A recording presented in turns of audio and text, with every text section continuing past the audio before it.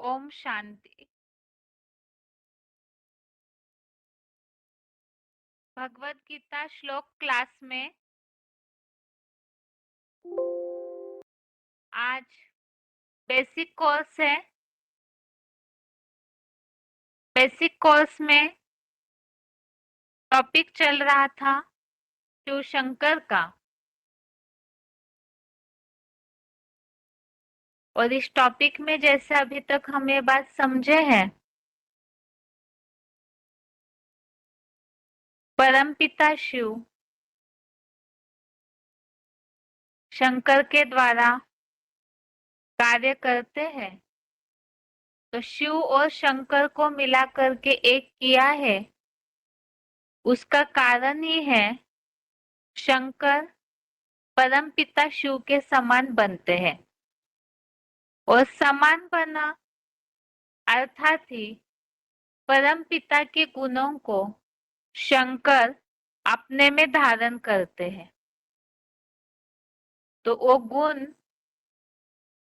अजन्मा, अभोक्ता, अकर्ता, इन गुणों को जो शंकर ने भी परमपिता शिव की तरह धारण किया है, उसके बारे में ही भगवत गीता में और अन्य शास्त्रों में जो उल्लेख आए हुए हैं, उसके द्वारा हमने समझा कि शंकर शिव समान किस तरह बनते हैं। अब परमपिता शिव वो निराकार है और शंकर साकार है। परमपिता शिव शंकर के साकार स्वरूप के द्वारा ही प्रत्यक्ष होते हैं। अब जैसे पिछले हफ्ते भी इस उल्लेख को हमने देखा था, कईयों को यह प्रश्न उठता है कि परमपिता शिव तो निराकार है और स्वयं भगवान है, तो फिर उन्हें साकार में आने की आवश्यकता क्या है? और परमपिता शिव के उस निराकारी स्वरूप तक क्या हम मनुष्य आत्माएं वही निराकारी स्वरूप तक नहीं पहुंच सकते हैं? निराकारी रूप द्वारा ही क्या हम भगवान से प्राप्ति नहीं कर सकते हैं? इसके लिए भगवान को साकारी स्वरूप में आना ही क्यों जरूरी है? इन सब बातों का कारण क्या है? परमपिता के दिव्य कर्तव्यों में जो चित्र हमने इसके पहले समझा है, उसमें इस बात को थोड़ा सा हमने समझा भी था।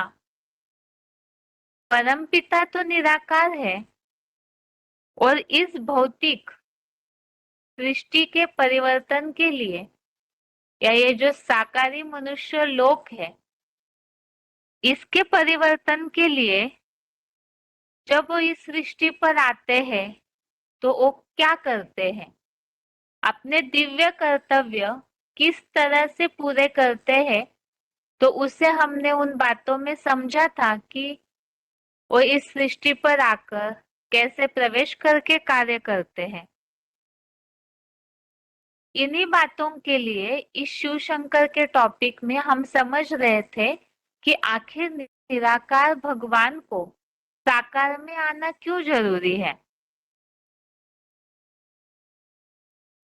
परमपिता शिव तो जन्म मरण के चक्र से न्यारे है और सदाशिव है, सदैव निराकारी है। और उनकी तुलना में आत्माएं भी निराकारी रूप वाली ही है, लेकिन आत्माएं जन्म मरण के चक्र में आने के लिए बंधी हुई है। जन्म मरण के चक्र में आते आते ही वे सुख और दुख भोगती है,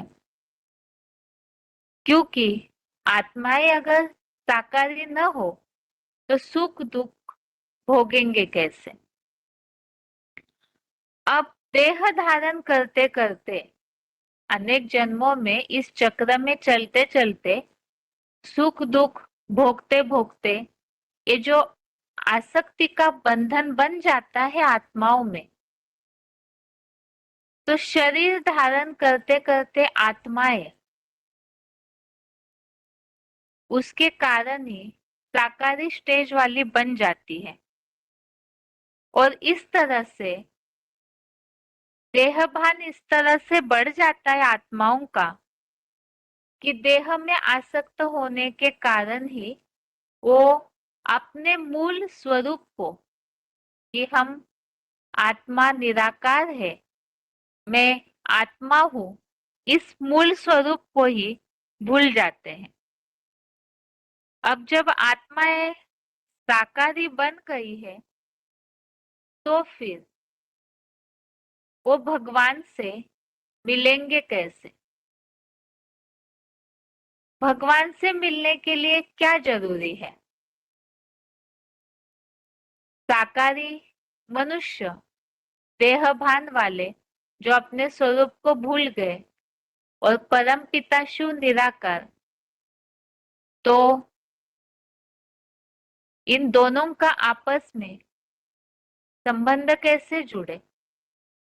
आज के क्लास में इन्हीं बातों का महत्व हम समझते हैं कि आखिर परम पिता को साकार में आना क्यों जरूरी है।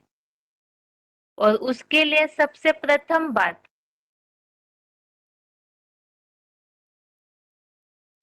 परम पिता शिव वो तो निराकार है और आत्माएं साकार है।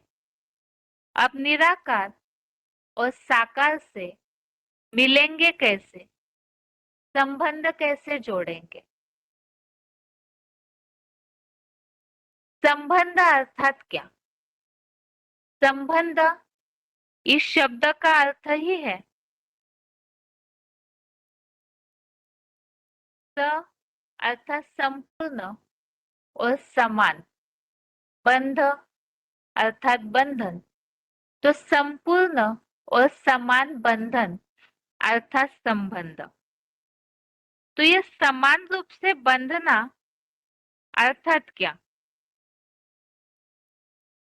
परमपिता शिव निराकार, आत्माएं साकार है, तो आपस में इनका संबंध कैसे जुड़ेगा? अब प्रश्न यह है कि आखिर ये संबंध जोड़ना क्यों जरूरी है? क्योंकि आत्माएं जो दुख भोगते हुए आती है, सुख दुख के बंधन से आते आते जब कलयुगांत में पहुंचती है, जैसे कि सृष्टि चक्र में हमने समझा है, तो उस अनुसार आत्माओं को अपने दुखों से मुक्ति के लिए भगवान की आवश्यकता है और उसी के लिए उन्हें भगवान से मिलना है। लेकिन साकार मनुष्य और निराकार परम पिता मिलेंगे कैसे? और उसके लिए संबंध जोड़ना जरूरी है। तो निराकार और साकार का संबंध जुड़ेगा कैसे? क्योंकि संबंध अर्थात ही समान रूप से बनना। अब जैसे कि दुनिया का उदाहरण हम ले, दुनिया में भी व्यावहारिक रीति से ऐसे माना जाता है कि जब जोड़ी मिलाई जाती है तो समान होनी चाहिए। अब चींटी और हाथी की जोड़ी तो नहीं मिलाई जाएगी ना, क्योंकि चींटी तो बहुत छोटी है और हाथी उसकी तुलना में कई गुना विशाल रूप वाला, तो जोड़ी कैसे बनेगी? तो इसी तरह से ही परमपिता शिव तो अति सूक्ष्म रूप वाले हैं और आत्माएं अपने मूल स्वरूप को भूल चुके हैं, अर्थात तो बड़े रूप वाले हैं। तो फिर साकार देहधारी आत्माएं जो साकारी स्टेज वाले हैं, अपने रूप को मनुष्य भूल चुके हैं, तो वो भगवान से मिलेंगे कैसे? अब कोई ये कहेंगे कि इसमें परेशानी क्या है, परम पिता तो ये कर सकते हैं, लेकिन आत्माओं को भगवान से मिलने के लिए साकारी होते हुए भी उतना सामर्थ्य भी तो चाहिए।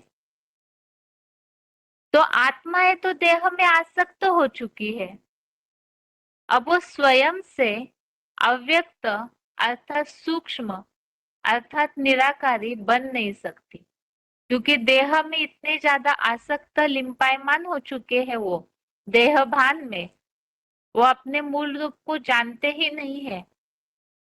अर्थात ही ये आत्माएं जो है स्वयं से ही साकारी से निराकारी नहीं बन सकती है, क्योंकि जन्म मरण के चक्र में आते आते वो देह से बहुत ज्यादा अटैच हो चुके हैं। और इसी के लिए फिर करना क्या होगा? परमपिता शिव आत्माओं का दुख तो देख नहीं सकते, और इसीलिए ही अब आत्माएं जब निराकारी नहीं बन सकते, तो इसीलिए ही परमपिता शिव को साकार में आना पड़ता है। अर्थात ही वो तो सदा शिव है, सदा निराकारी स्वरूप वाले हैं, अव्यक्त ज्योति बिंदु है, जो कि परम पिता के परिचय में हमने उनके रूप के बारे में समझा था कि वो तो सदैव के लिए निराकारी है। तो इसीलिए ही आत्माओं से मिलने के लिए मनुष्य जो साकार हुए हैं, उन साकार से मिलने के लिए ही परम पिता को स्वयं ही साकार अर्थात व्यक्त मूर्ति रूप में आना पड़ता है, अर्थात ही साकार शरीर धारण करना पड़ता है। ऐसे मुकर्रर तन का आधार लेना पड़ता है। इसी के लिए ही दुनिया में भी ये गाया हुआ है, गीत बना हुआ है, छोड़ भी दे आकाश सिंहासन, इस धरती पर आ जा रे। आत्माएं तो स्वयं साकारी है ही, परम पिता तो, जो कि तीन लोक के चित्र में हमने परम पिता के धाम के बारे में समझा था। मुस्लिम लोग जैसे कहते हैं वो सातवें आसमान में रहते हैं, अर्थात इतनी ऊंचाई पे रहते हैं, तो उस आकाश से ऊंचे सिंहासन को छोड़कर उन्हें इस धरती पर बुलाया जाता है। तो परम पिता शिव नीचे जब आते हैं, तो जैसा देश वैसा वेश अर्थात साकारी दुनिया में आते हैं, तो परम पिता शिव भी साकार मुकर्रर तन का आधार लेते हैं। इसीलिए ताकि जो मनुष्य आत्माएं साकारी स्टेज वाली हो चुकी है, अपने मूल रूप को भूल चुके हैं, उनसे मिलने के लिए वो साकार तन का आधार लेते हैं, ताकि मनुष्य आत्माओं से संबंध जोड़ सके जो साकारी बन चुके हैं। जब तक परमपिता शिव निराकार इस सृष्टि पर साकार में न आए, संबंध न जोड़े, तब तक हम आत्माओं का उद्धार भी कैसे करेंगे? इसीलिए ही साकार में आकर वो मनुष्य आत्माओं का जो साकारी बने हैं, उनका उद्धार करते हैं। क्यों?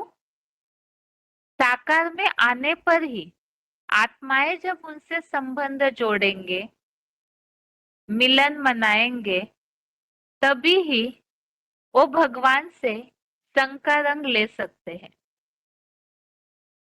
सबसे पहला टॉपिक बेसिक कोर्स का जो हमने समझा था आत्मा का, उस टॉपिक में हमने इस बात को स्पष्ट समझा था, भगवान की याद का महत्व क्या है।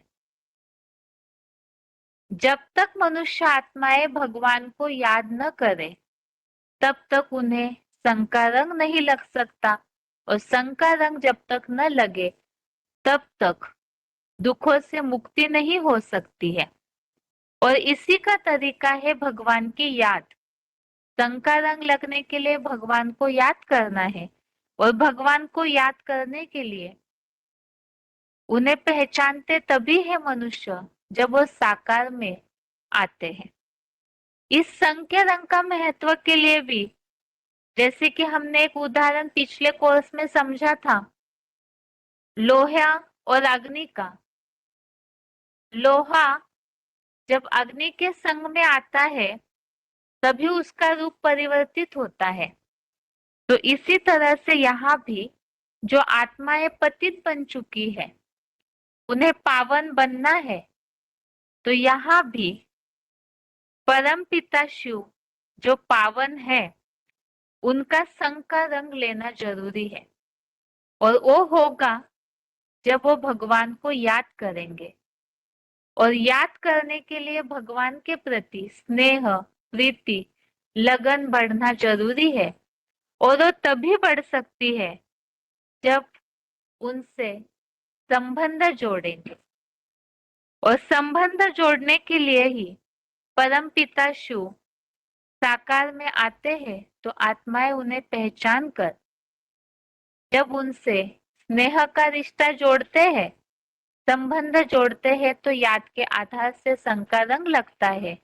और इस तरह जो पतित बनी हुई आत्माएं हैं उनका उद्धार हो सकता है, अर्थात तो पावन बन सकते हैं, दुखों से मुक्त हो सकते हैं। तो यही खास महत्व है परम पिता का साकार में आने का, संबंध जोड़ने के लिए। अब प्रश्न आता है, क्या हम निराकार को याद नहीं कर सकते हैं? आत्माएं जो है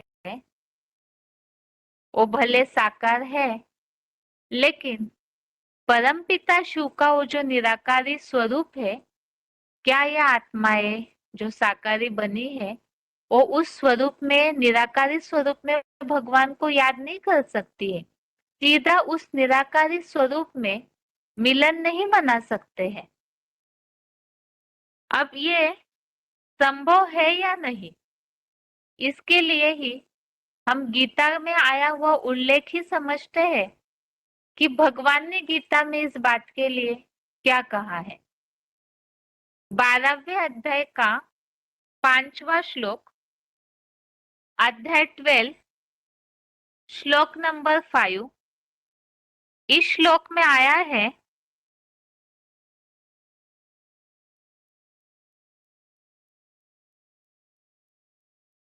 क्लेशोऽधिकतरस्तेषाम् अव्यक्तासक्तचेतसाम् अव्यक्ता ही गतिर्दुःखम् देहवद्भिरवाप्यते।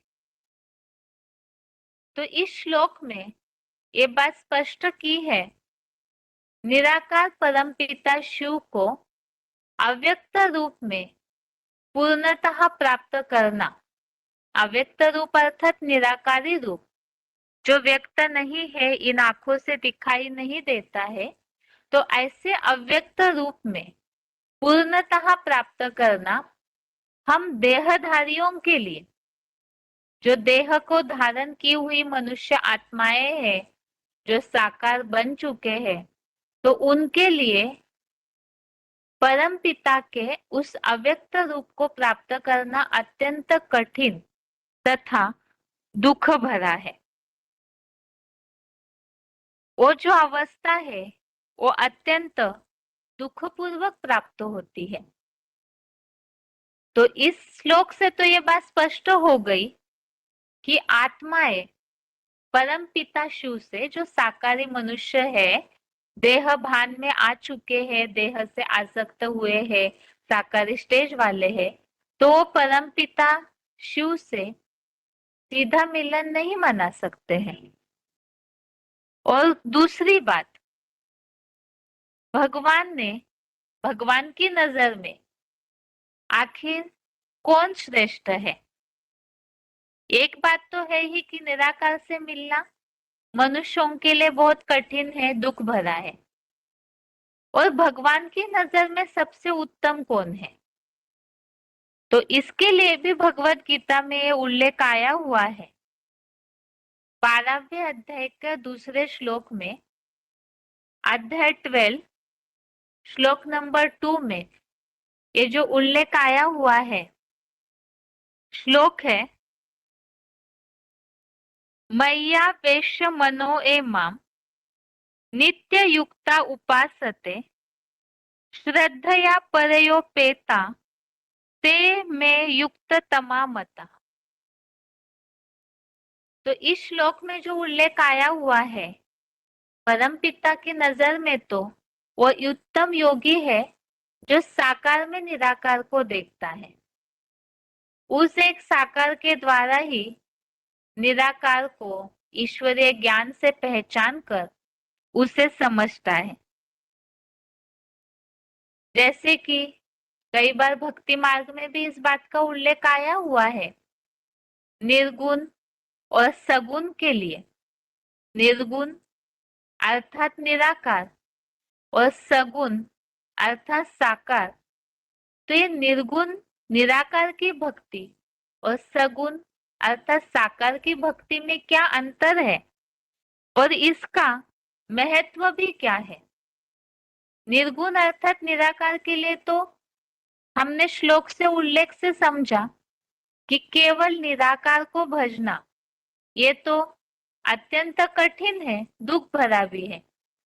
और भगवान भी उत्तम योगी उन्हें मानते हैं जो साकार में निराकार को देखता है। अब आगे प्रश्न ये आता है,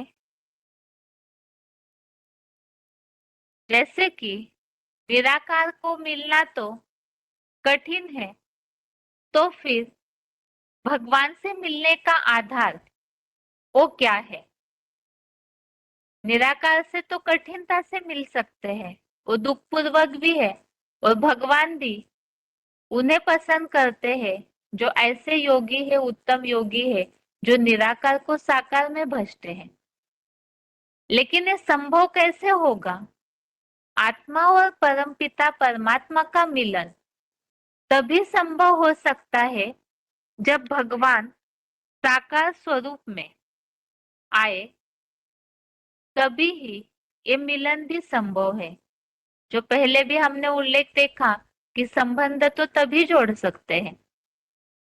इसी के लिए ही भगवान जब साकार सद्गुरु के रूप में आते हैं, तभी यह मिलन आसान है, संभव भी है। इसके लिए ही भक्ति मार्ग में भी ऐसा उल्लेख आया हुआ है। आत्मा परमात्मा अलग रहे बहुकाल, सुंदर मेला कर दिया जब सद्गुरु मिला दलाल। दलाल अर्थात ही मध्यस्थ, मीडिया। आत्माएं और परम पिता परमात्मा अर्थात भगवान का मेला, मिलन तभी संभव है जब भगवान साकार में आए, हम उन्हें पहचान ले और उस साकार में आए हुए निराकार को पहचान कर, जानकर हम उन्हें उनसे संबंध जोड़े। तो निराकार से मिलाने के लिए ही इस साकार पर्सनालिटी निमित्त बनती है, जिन्हें ही दलाल कहा है। और वो दलाल अर्थात ही वो सद्गुरु है। और इसी के लिए ही ये जो निराकार का जो साकार स्वरूप है, उनकी महिमा भी विशेष रूप से गाई जाती है। निराकार से मनुष्य तभी मिल सकते हैं जब वो साकार स्वरूप में प्रत्यक्ष दिखाई दे। क्यों? क्योंकि मनुष्य आत्माएं तो साकार को, देह को देखने के आदी हो चुके हैं। निराकार को पहचानने के लिए, जैसे कि आत्मा के पाठ में भी हमने समझा है कि आत्माएं तो पूरी तरह से कलयुगांत में ऐसी तमोप्रधान बन जाती है, तो बुद्धि तो उनकी क्षीण हो चुकी है। तो साकार में वो इतने आसक्त हुए हैं, इसीलिए ही वो भी भगवान से तभी मिल सकते हैं जब वो साकार में उन्हें देख पाए। तो इसीलिए निराकार भगवान का वो जो साकार स्वरूप है, अर्थात ही सद्गुरु, उनकी ही विशेष महिमा गाई जाती है। और इसी के बारे में ही संत कबीरदास जी ने भी ये कहा है, गुरु गोविंद दोऊ खड़े, काके लागू पाए, बलिहारी गुरु आपने, गोविंद दियो बताए। गुरु गोविंद दोऊ खड़े, काके लागू पाए, बलिहारी गुरु आपने गोविंद दियो बताए। अर्थात संत कबीरदास ये कहते हैं कि जब गुरु और ईश्वर दोनों सामने खड़े हो तो गुरु का ही चरण स्पर्श करना चाहिए, क्योंकि गुरु ही हमें ईश्वर से मिलने का रास्ता दिखाया है। इसीलिए गुरु की महिमा सबसे ऊपर है। अब प्रश्न आता है फिर, आज दुनिया में तो बहुत सारे गुरु हैं जो कि बहुत ऐसे भक्त हैं जिन्हें भक्ति का रास्ता बताते हैं, बहुत सारा मार्गदर्शन करते हैं। तो यहाँ जो उल्लेख आया हुआ है, सदगुरु मिला दलाल, या तो जहाँ संत कबीरदास जी ने जो उल्लेख किया है गुरु के लिए, तो क्या ये दुनिया में जितने भी गुरु हैं उन सबके लिए ये बात लागू हो सकती है?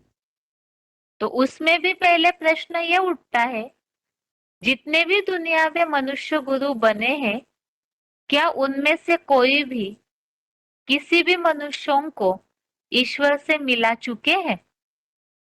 इसका उत्तर तो स्पष्ट है कि नहीं, क्योंकि अगर ऐसे होता तो उसका रिजल्ट आज दुनिया में दिखाई देता। और मनुष्य गुरु जो है वो इसीलिए भी भगवान से नहीं मिला सकते हैं, क्योंकि जितने भी मनुष्य गुरु हैं वो सब स्वयं जन्म मरण के चक्र में आते हैं, और आते आते वो जब स्वयं की पहचान भूल गए हैं तो फिर वो भगवान का परिचय कैसे दे सकते हैं? इसके लिए तो इसके पहले भी हमने गीता के श्लोकों में उल्लेख देखा हुआ है कि भगवान का परिचय जो है वो कोई भी मनुष्यों के लिए देना संभव नहीं है, क्योंकि वो स्वयं ही अपनी पहचान भी भूल चुके हैं। तो इसका उत्तर भी हमने समझा है कि जब कोई भी मनुष्य गुरु भगवान की पहचान नहीं दे सकते हैं, तो भगवान की पहचान कौन देता है? वो पहचान देता है स्वयं भगवान ही, जिसके लिए हमने गीता का उल्लेख भी देखा था। भगवान जब स्वयं भगवान परिचय देते हैं तो कैसे देंगे? जब परमपिता शिव साकार में आते हैं तो उस साकार स्वरूप के द्वारा ही भगवान का परिचय मिलता है। यहाँ प्रश्न ये उठता है कि जो कबीरदास जी ने उल्लेख किया है गुरु और गोविंद दोनों खड़े हैं, तो फिर ईश्वर का मिलाने का रास्ता गुरु दिखाते हैं, तो गुरु की महिमा सबसे ऊपर है। तो वास्तव में क्या साकार ही निराकार से उच्च और श्रेष्ठ है? इसे समझने के लिए ही जो बात हम समझ रहे थे, वास्तव में साकार उच्च है या निराकार उच्च है, दोनों में से कौन उच्च है या दोनों की महिमा समान है? तो इसके लिए ही जो भक्ति मार्ग में भी उल्लेख आए हुए हैं उस द्वारा हम उन बातों को समझते हैं।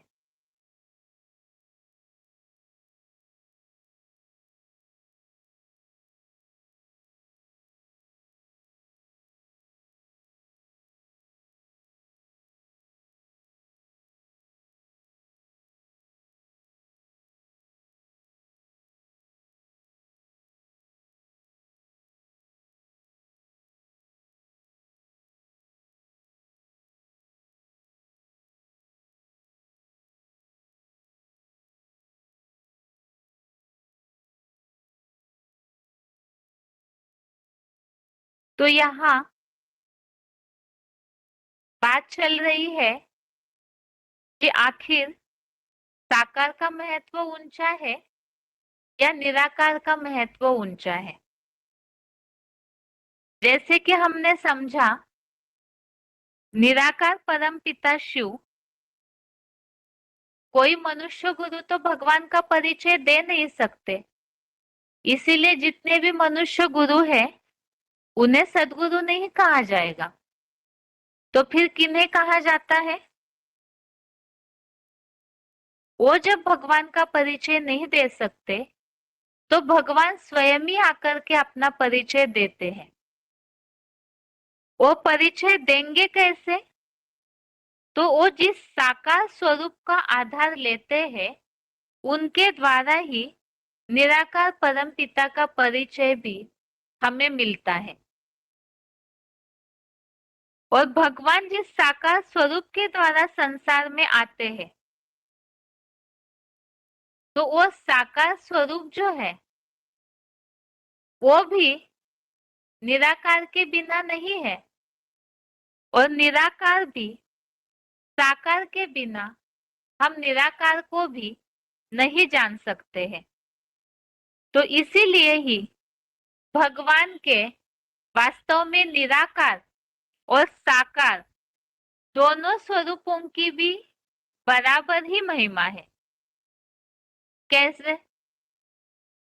जैसे शरीर में शरीर और आत्मा दोनों का भी महत्व है, क्योंकि आत्मा शरीर के बिना जड़वत है, कुछ कार्य नहीं कर सकती, और शरीर भी आत्मा के बिना जड़वत है, कुछ कर नहीं सकता।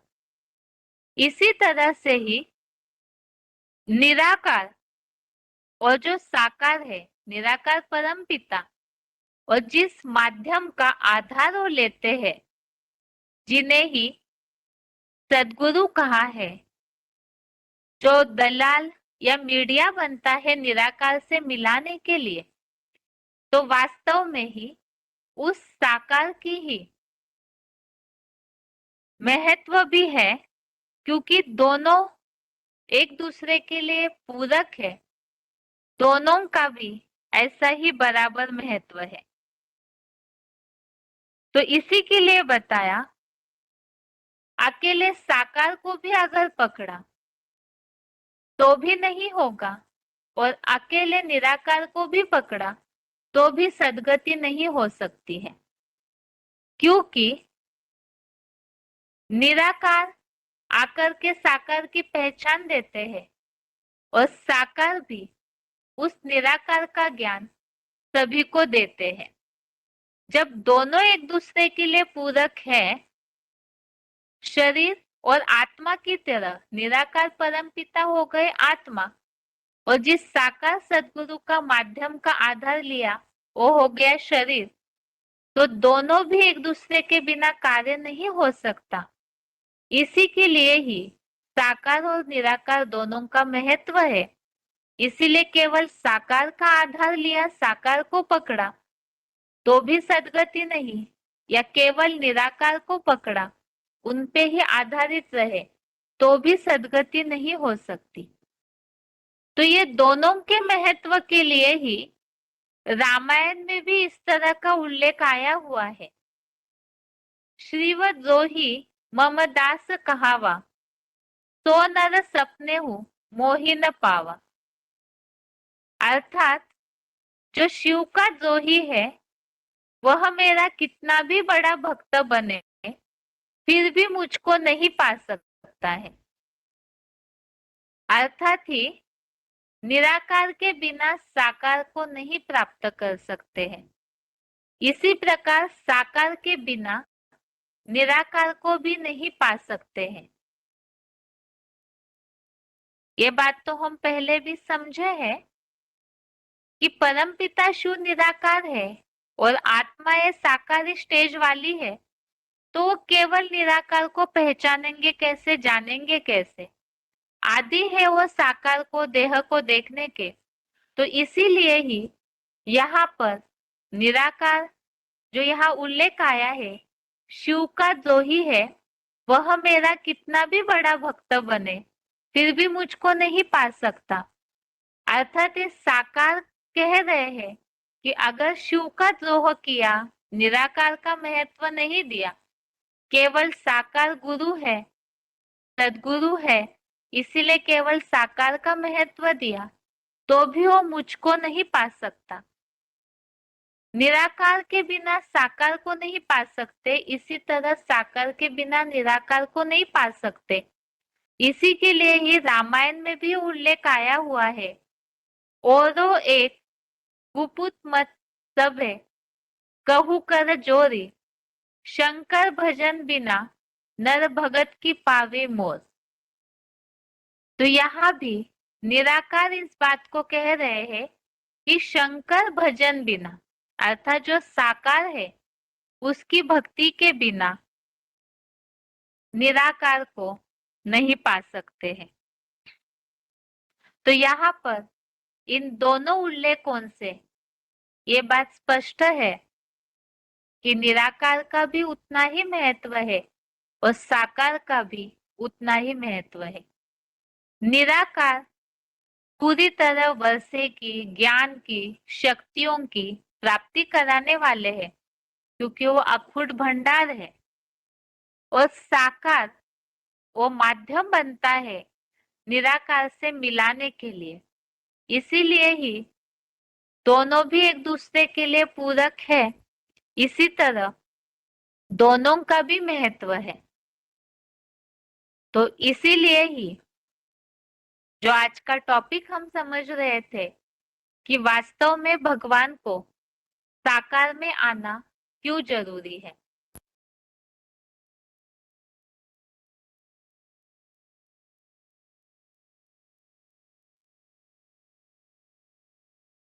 तो ये बात हमने समझी आज के क्लास में कि आखिर दुनिया में तो ऐसे समझते हैं कि केवल निराकार को तो हम भज ही सकते हैं, निराकार से हम डायरेक्ट प्राप्ति कर लेंगे।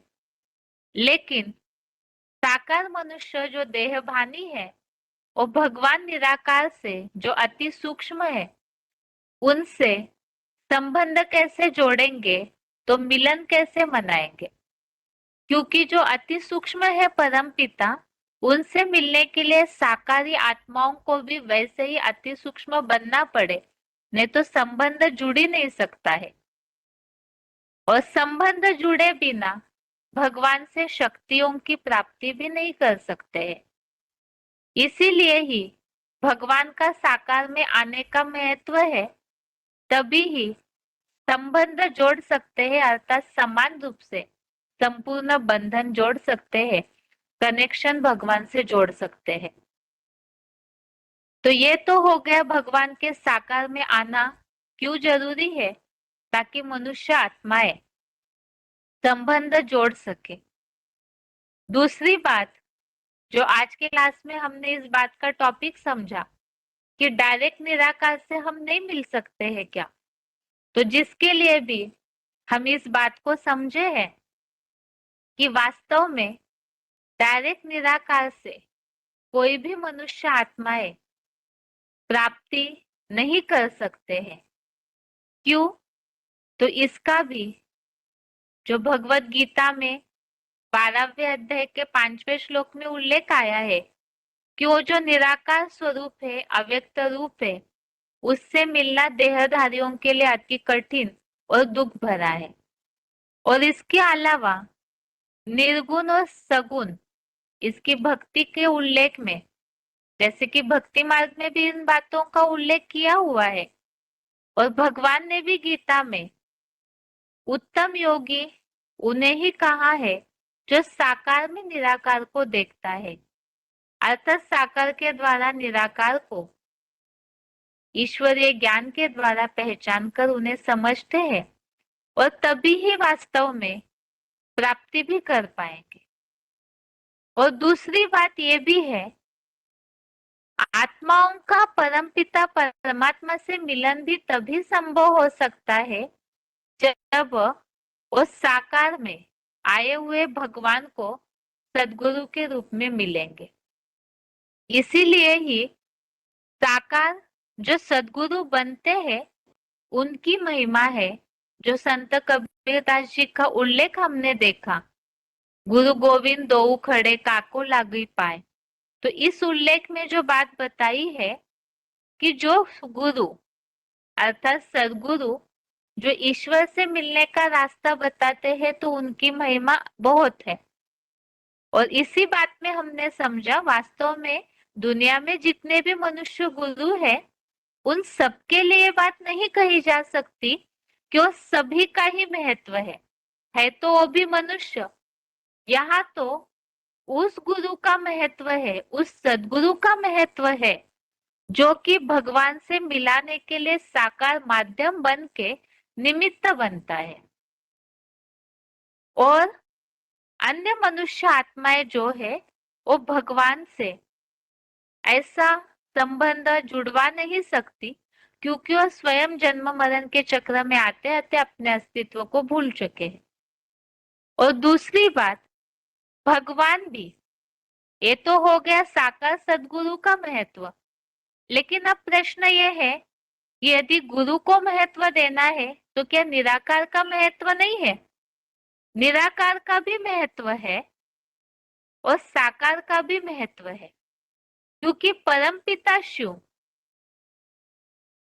को तभी पहचान सकते हैं जब वो स्वयं अपना आकर के परिचय दे। लेकिन वो अपना परिचय देंगे कैसे? भगवान के परिचय के बिना तो हम उनसे प्राप्ति भी नहीं कर पाएंगे। तो परम पिता अपना परिचय देंगे कैसे? हम उन्हें जानेंगे कैसे? वो स्वयं अपना परिचय तो देते हैं, लेकिन कैसे? तो साकार को माध्यम बनाकर। तो निराकार के बिना साकार को नहीं जान सकते और साकार के बिना निराकार का महत्व।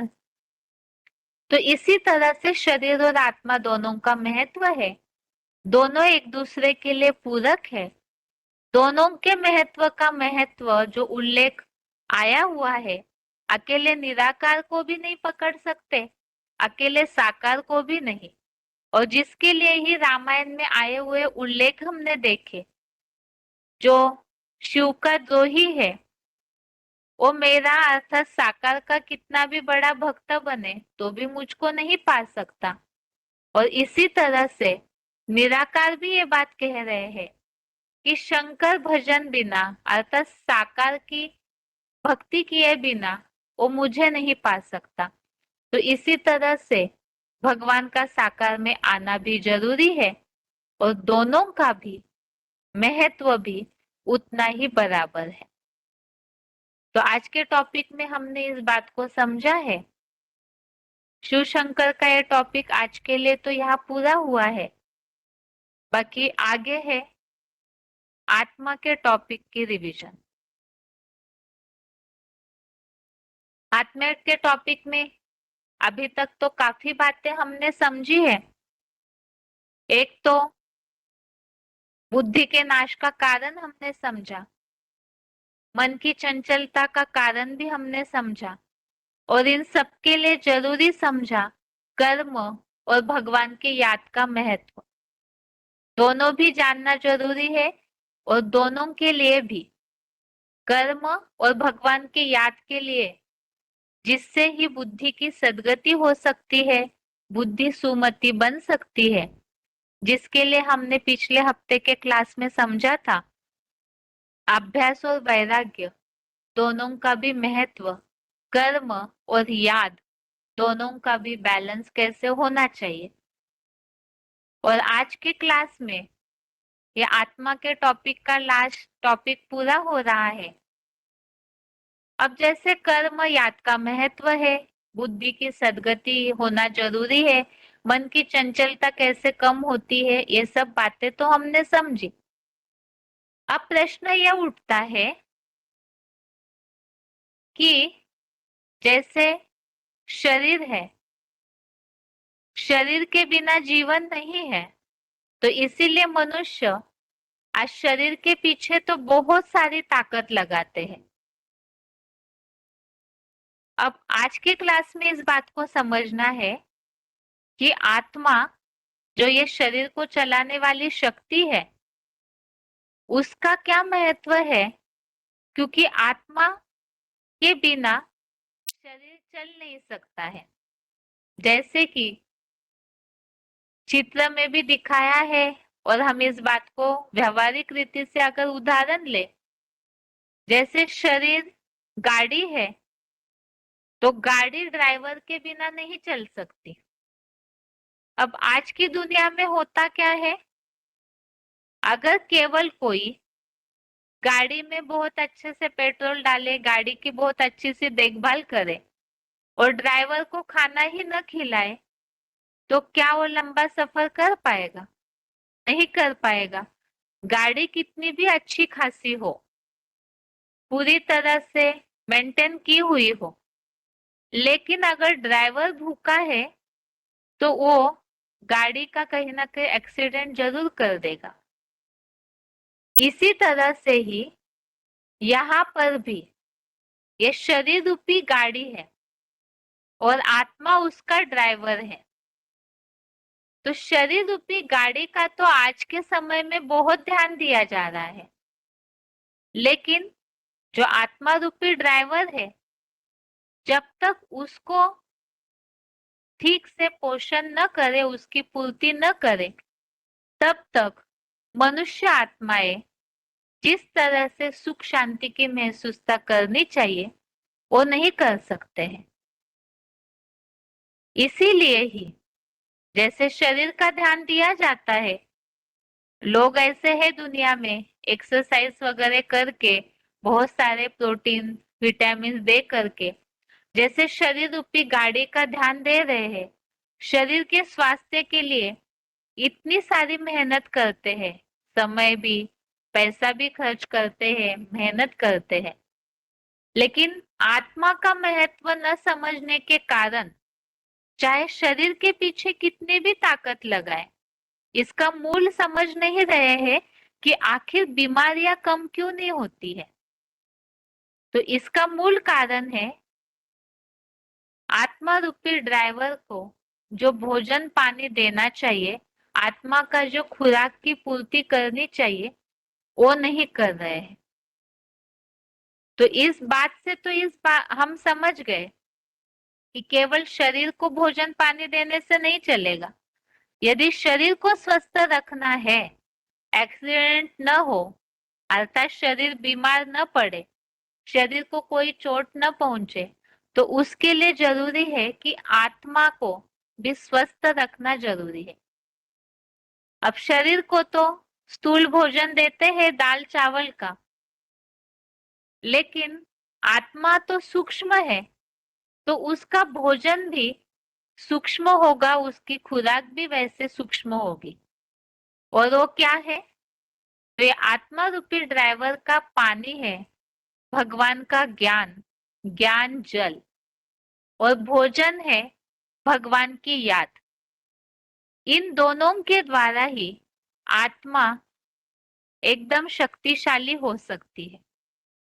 इतने बड़े आत्मा के टॉपिक में इस बात को तो हमने समझा है कि बुद्धि नष्ट होने के कारण, बुद्धि का ज्ञान नष्ट होने के कारण ही ये जो शरीर रूपी रथ है वो बिखर जा रहा है, नुकसान हो रहा है। तो इसीलिए ही ये सूक्ष्म जो ज्ञान है भगवान का और भगवान की याद का भोजन से ही आत्मा को शक्तिशाली बनाया जा सकता है। तो जैसे शरीर के लिए 2 टाइम भोजन बहुत जरूरी है, अब शरीर के लिए तो बहुत समय देते हैं, 24 घंटा में से 8-10 घंटे 12 घंटे लोग मेहनत करते हैं, तब जाकर के पेट पूर्ति हो पाती है। शरीर के लिए जो भी आवश्यक है, भोजन, पहनने ओढ़ने की चीजें, ये सब की पूर्ति कर पाता है मनुष्य। लेकिन ये जो आत्मा सूक्ष्म है, तो उसके लिए इतनी मेहनत करने की आवश्यकता भी नहीं है। भगवान जब आते हैं आत्माओं का उद्धार करने, तो वो बहुत सहज तरीका बताते हैं, कोई ऐसी तकलीफ नहीं देते हैं। एक ही तकलीफ है, अपना जो 24 घंटे में से समय है, तो उसमें से केवल 1 घंटा भगवान का ज्ञान और याद, इसके लिए अगर समय देते हैं तो आत्मा शक्तिशाली होगी। अब प्रश्न उठता है, ज्ञान और याद से आत्मा कैसे शक्तिशाली हो सकती है? अब इसी के लिए ही हम और एक उदाहरण समझते हैं, जैसे कि फोन की बैटरी है। फोन की बैटरी डिस्चार्ज हो जाती है, सुबह चार्ज कर ली तो दिन भर उसे यूज करते करते वो डिस्चार्ज हो जाती है, और बिना बैटरी के तो फोन काम नहीं करेगा।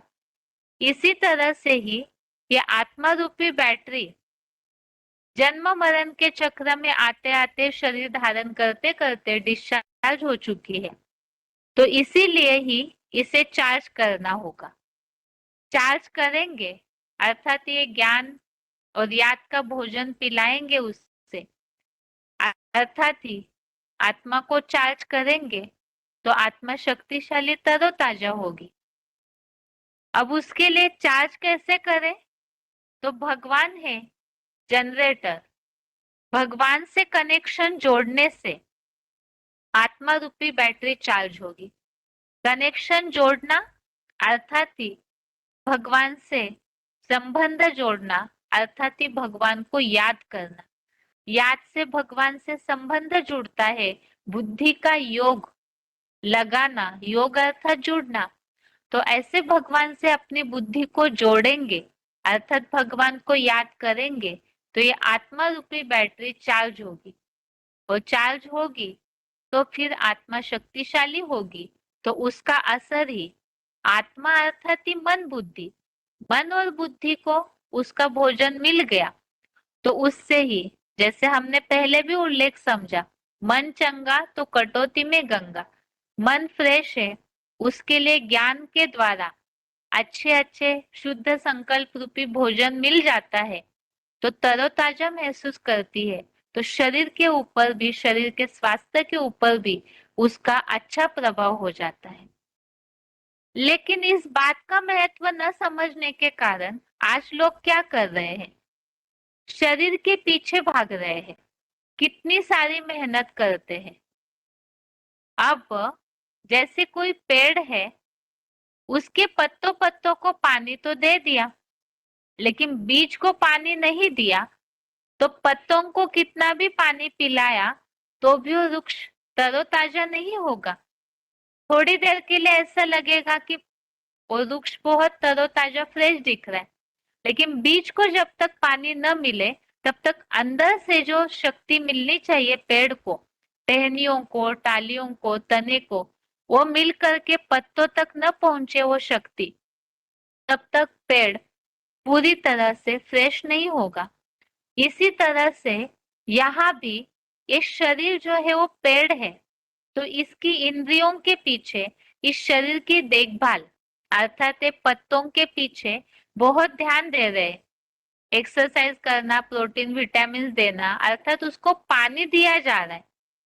लेकिन इस पेड़ का जो बीज है, शरीर रूपी पेड़ का बीज आत्मा, उसे पानी देना है। वो पानी अर्थात हमने समझा भगवान का ज्ञान और भगवान की याद, यही इसके लिए खुराक है। वो जब आत्मा रूपी बीज को मिल जाए तो ये शरीर रूपी वृक्ष भी सरसज्ज हो जाएगा, अर्थात स्वस्थ हो जाएगा। लेकिन दुनिया इस बात का महत्व नहीं समझ रही है। आज लोगों के पास तन बल बहुत है।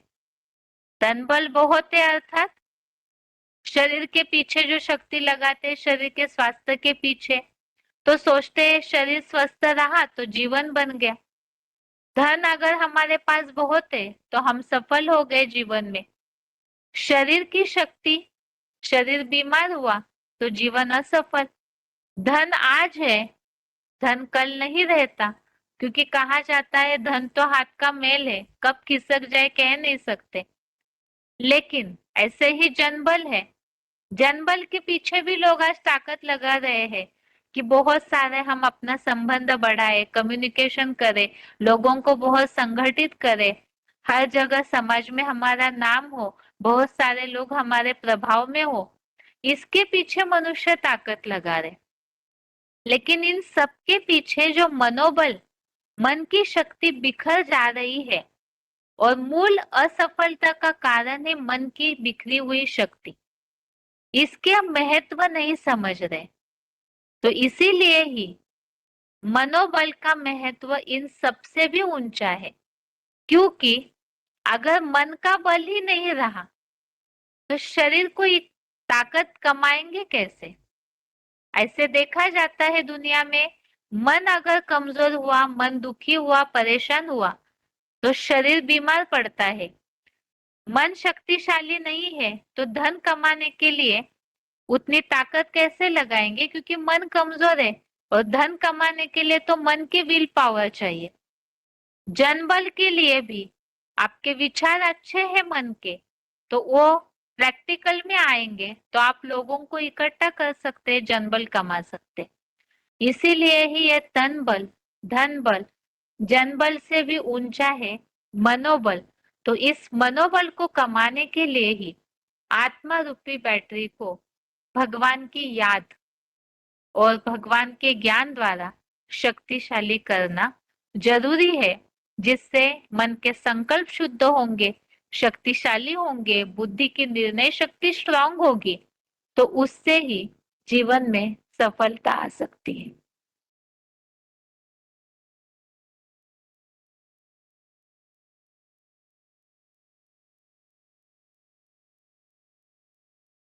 अब इसी के लिए ही जरूरी है, ये मनोबल जब स्ट्रांग होगा तो जीवन में सफल होंगे। इसी के लिए ही कहा है, मुट्ठी में है तकदीर तुम्हारी। लेकिन लोग इस बात को नहीं मानते। लोग ये सोचते हैं कि भगवान तो सब कुछ कर सकते हैं, तो हमारा भाग्य भी बना लेते हैं। तो वास्तव में भगवान भाग्य विधाता है या नहीं है, और अगर है तो कैसे? भगवान वास्तव में स्वयं किसी की तकदीर या भाग्य लिखते नहीं है। अज्ञानतावश मनुष्यों ने ऐसे समझ लिया है कि भगवान ही भाग्य बांटते हैं, भगवान तकदीर लिखते हैं। लेकिन इसके लिए भगवत गीता में 5वें अध्याय का 15वां श्लोक, अध्याय 5 का श्लोक नंबर 15, इसमें उल्लेख है, ना दत्ते कस्यचित् पापम न चैव सुकृतम विभु अज्ञानेनावृतं ज्ञानम तेन मुह्यन्ति जन्तव। इस श्लोक में यह उल्लेख आया है कि विशिष्ट जन्म प्रभु न किसी के पाप को और न हल्के भारे पुण्य को ही लेता है। अर्थात मनुष्यों के पाप या पुण्य से भगवान जिम्मेवार नहीं है, तो फिर भगवान भाग्य विधाता कैसे है? यदि भगवान इन बातों के जिम्मेवार नहीं है, तो फिर भगवान को भाग्य विधाता क्यों कहा? क्योंकि भगवान ज्ञान देते हैं, ज्ञान अर्थात ही भाग्य बनाने का रास्ता बताते हैं, और जिससे उस रास्ते पर चलकर ही अपने लिए सुखमय सृष्टि या दुखमय सृष्टि का निर्माण करना हमारे अपने हाथ में है। अर्थात अपना भाग्य कमाना या गंवाना ये मनुष्यों के अपने हाथ में है, जिसके लिए पहले भी हमने उल्लेख समझा था, मुट्ठी में है तकदीर तुम्हारी। जब हमारे हाथ में ही हमारी तकदीर है, तो फिर भगवान का क्या महत्व है? हमारे हाथ में अपनी तकदीर इस हिसाब से है कि भगवान ने जो ज्ञान दिया है उस पर चल करके, उस महत्व को समझ करके हम अपना भाग्य ऊंचा बना सकते हैं। लेकिन बिना भगवान के राह दिखाए मनुष्य अपनी तकदीर ऊंची बना नहीं सकते। इसीलिए ही भगवान भाग्य विधाता है, क्योंकि वो रास्ता बताते हैं और उस रास्ते पर चलकर हम स्वयं अपना भाग्य बना सकते हैं।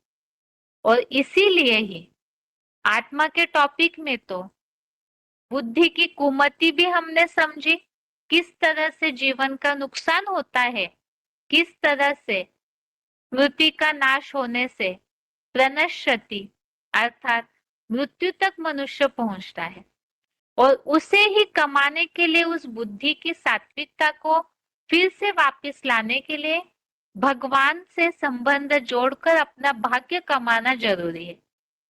अब सही या गलत का चुनाव करना, ये तो भगवान ने भगवत गीता में भी जो मनुष्य है अर्थात उनका प्रतिनिधित्व करने वाला अर्जुन, उनको भगवान ने 18वें अध्याय के 63वें श्लोक में ये बात बताई है।